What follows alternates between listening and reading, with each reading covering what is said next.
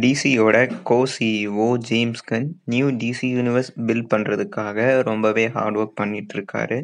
அவரோட யூனிவர்ஸில் நிறைய கேரக்டர்ஸுக்காக ஆக்டர்ஸை கேஸ்ட் பண்ணுற ஒர்க்கில் இப்போ ஜேம்ஸ் கன் ரொம்பவே மும்முரமாக ஈடுபட்டு இருக்காரு.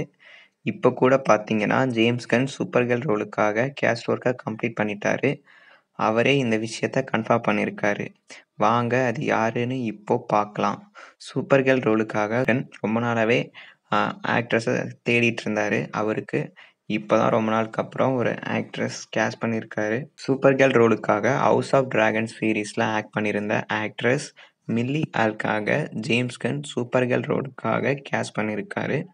நான் கூட ரொம்பவே பயந்தேன், எங்கே ஃப்ளாஷ் மூவியில் ஆக்ட் பண்ண சாஷா கேலை அகைன் சூப்பர் கேர்ளாக கேஸ்ட் பண்ணிடுவாங்களோ அப்படின்னு. நல்ல வேலை அப்படி எதுவும் ஜேம்ஸ் கன் தப்பு பண்ணலை. பிகாஸ் சாஷா கேல் ஒரு மூவியில் தான் சூப்பர் கேர்ளாக ஆக்ட் பண்ணியிருந்தாங்க, ஃப்ளாஷ் மூவியில். அந்த மூவியில் அவங்க சூப்பர் கேர்ள் ரோல் எடுத்து பண்ணதுனால அவங்க ரொம்பவே ட்ரோல் மெட்டீரியலாக ஆயிட்டாங்க. ஜேம்ஸ் கன் என்ன சொல்லியிருக்காரு அப்படின்னு பார்த்தீங்கன்னா, மில்லி ஆல்காக் தவிர வேற யாருமே சூப்பர் கேர்ள் ரோலை நல்லா எடுத்து பண்ண மாட்டாங்க.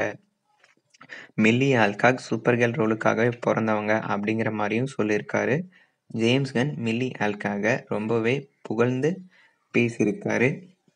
James Gunn Milly Alcock Supergirl ரோலுக்காக கேஸ்ட் பண்ணதை நீங்கள் என்ன நினைக்கிறீங்க அப்படிங்கிறத உங்கள் தாட்ஸை கமெண்ட்டில் சொல்லுங்கள். இன்னொரு நல்ல வீடியோவில் மீட் பண்ணலாம். உங்களுக்கு இந்த வீடியோ பிடிச்சிருந்தா லைக் பண்ணுங்கள், ஷேர் பண்ணுங்கள், அப்புறம் கமெண்ட் பண்ணுங்கள். நம்ம சேனலை சப்ஸ்கிரைப் பண்ணி வச்சுக்கோங்க. இது மாதிரி நிறைய அப்டேட்டுக்கு